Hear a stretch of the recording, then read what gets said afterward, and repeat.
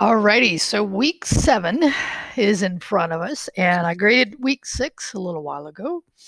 And I want to say a word about something that I saw on several posts, just to give you the idea in your head of when I ask for you to do research. And research means this: go find articles that talk about whatever the topic is, then write something in your own understanding of that, right? Give a reference absolutely to where you got the information from, but write it in your own words. That's what I look for when I ask you to do some additional research, right? So if you got a comment today, that's probably what it was from. Now, you can come back and have a discussion with me if you felt like, no, that was mine. Okay, cool. Come back and talk to me about that. So, you know, because what I do is I read it and then I look at some of the other writing that I've seen students do, and that's how I judge it. But I just want you to know more than anything what the intent is, right? The intent is for you to go read articles, gain a deeper understanding, and be able to say that in your own words. Because honestly, this is where I learn. This is where most of us really gain that knowledge. Is it's one level to read something, it's another level to actually be able to then gain that knowledge enough to be able to say it in your own words.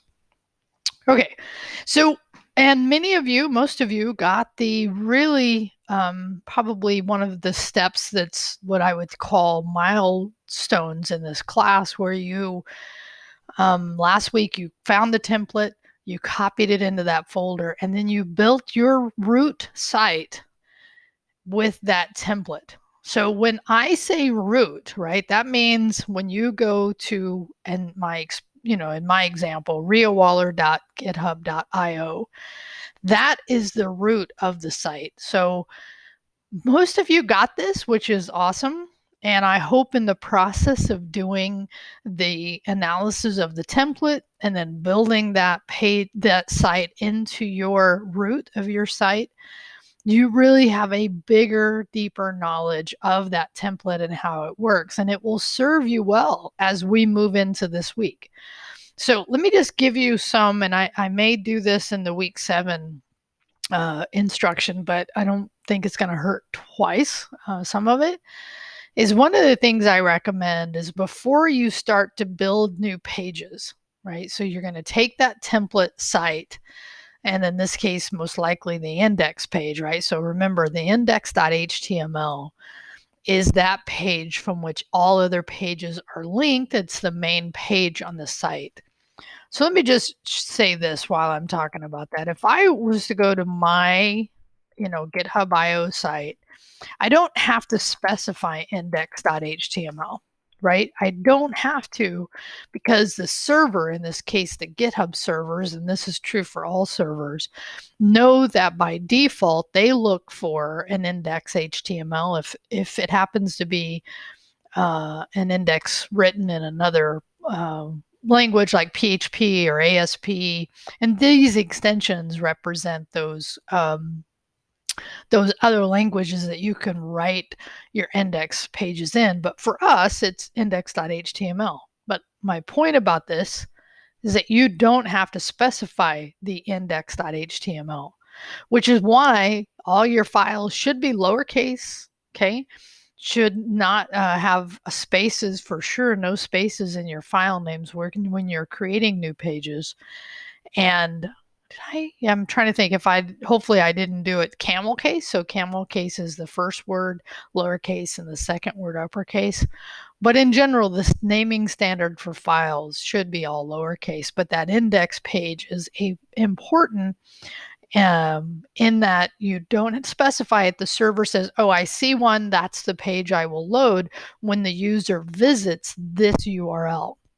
So now, why am I talking about this? I'm talking about this because that is probably the page from which you'll build your other pages. Now, you may in your template have other pages that are sub pages, right? Now, the other thing is make sure, and I believe I do talk about this, is if you have only a single page app, which means there's a menu, but it links to the same page, you're going to need to I don't want to say break, but we call it refactor, but need to make that a page for each menu item, therefore, and then sub pages within that. So just know that that's the case. And I believe, again, I do talk about that already. So make sure you're keeping that in mind. Because I think several of the templates that I saw you implement actually had that configuration. So let me just give you an example, and I'm still not talking about the piece I wanted to. So in here, if these links, right, to a template, and the way you can tell if this is a single page app when you click on it, right? Evidently, mine's broken right now, but this would go to, let's go here. Yeah, so this goes to a new page. If it doesn't go to a new page, if it just goes and there's what's called an anchor tag and it's an HTML, if it just goes into somewhere that anchor tag is in that same page, and you can tell because you don't have a new HTML here when you click on the link, that is a single page app, and you want to build a multiple page site. That's the requirement I have for this. Now, back to here. The reason this index page is good for you to take some time with is if you clean up, you get rid of the things that you're not going to use, okay? And then and remember, everything on this site has to be modified to reflect your own site. Obviously, this is not done yet. This is just like the first stage of copying it into my root. But once I get to dev 0, you're going to want to have updated all these images and all this content. So what that means is if you plan on not using those images or some of that content, you need to get rid of it. So a great time to do that is in week 7. And here's why. If you go through and really clean that up, which I saw some of you said that you had done this week, doing more of that will make what's going to happen next easier, because what you will have done is gone through that site, cleaned it up, okay?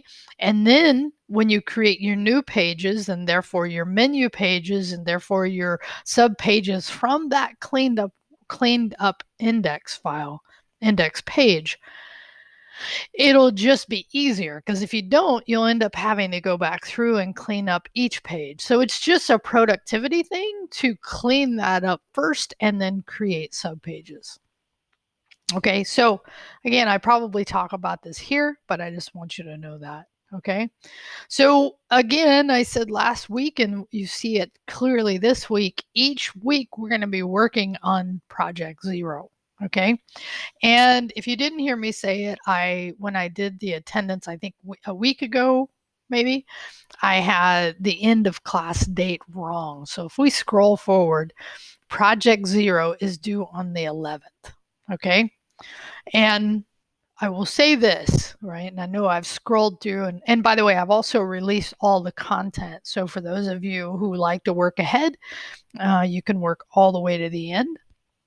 But more importantly, I just want you to know, right? The benefit, like everything I've been talking about, to doing it early is that you get my review and then my feedback that you can fix if you submit your project or really any work in this class early, is that benefit. So keep that in mind when you kind of schedule out the end.